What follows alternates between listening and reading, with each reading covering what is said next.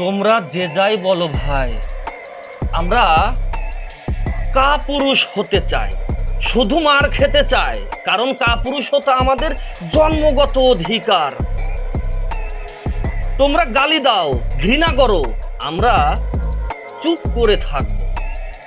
Operation সিন্দুরের জবাবে operation sari করব।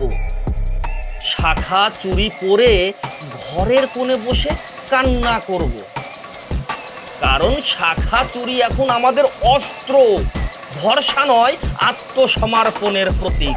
তুমি প্রশ্ন করবে, দেখতে তো আমি পুরুষ বটে, তবে কেন শাখা চুরি? কারণ আমি যুদ্ধ চাই না ভাই।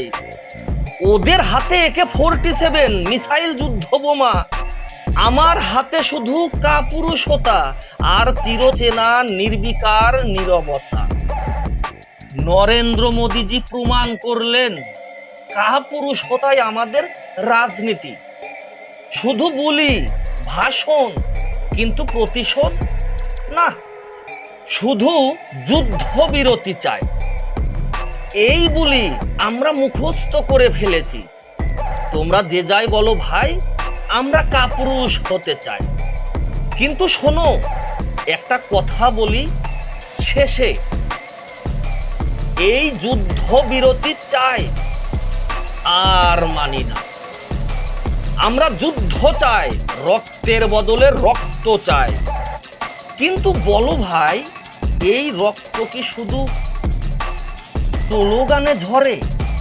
কাপুরুষের বুকেও সাহস জাগে যখন বুক ভরে লজ্জা আসে।